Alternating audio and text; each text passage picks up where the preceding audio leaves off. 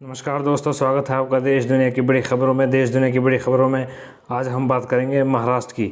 महाराष्ट्र से एक बहुत बड़ी खबर निकल कर आ रही है। एनसीबी अध्यक्ष पद से भी बेदखल शरद पवार, भतीजे अजीत को मिली कमान, पार्टी पर ठोका दावा।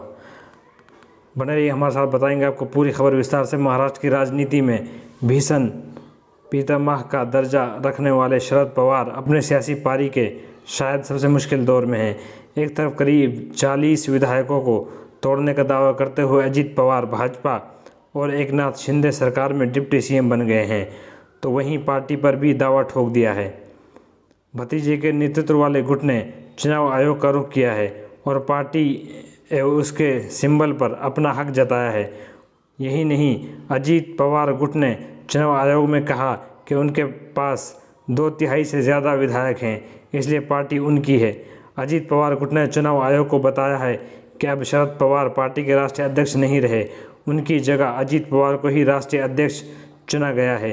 इस गुट ने बताया कि पार्टी के कार्यकारी अध्यक्ष प्रफुल्ल पटेल के कहने पर ये राष्ट्रीय कार्यकारिणी की मीटिंग बुलाई गई थी।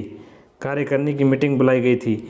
इसी में शरद पवार को अध्यक्ष पद से हटाकर अजीत पवार को चुन लिया गया है। चुनाव आयोग से बताया गया है कि अजीत पवार को अध्यक्ष चुनने के लिए 30 जून को मीटिंग बुलाई गई थी। यही नहीं, प्रदेश अध्यक्ष के तौर पर सुनील तटकरे को जिम्मेदारी दी गई है। बता दें कि आज शरद पवार और अजीत पवार गुट ने अलग अलग मीटिंग भी विधायकों की बुलाई थी।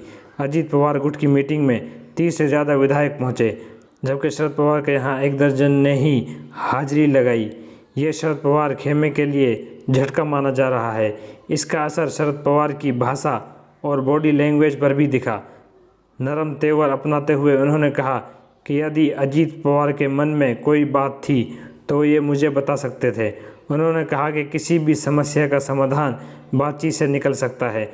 इस मौके पर शरद पवार ने यह भी माना कि उनकी पार्टी के आगे वैसे ही संकट पैदा हो गया है जैसे शिवसेना के समय था। गौरतलब है कि अजीत पवार ने अपने भाषण में इरादे जाहिर कर दिए हैं। उन्होंने चचा पर तंज कसते हुए पूछा कि एक राजनेता के सक्रिय उम्र 25 से 75 साल होती है, लेकिन आप 82 साल के हो गए हैं, आखिर आप कहां रुकेंगे। इस तरह उन्होंने शरद पवार को राजनीति से रिटायरमेंट लेने की सलाह दी। उन्होंने साफ कहा कि मुख्यमंत्री बनना चाहता हूं, मेरे पास प्रदेश की जनता के लिए बहुत कुछ है और मैं ये देने के लिए जिम्मेदारी चाहता हूं।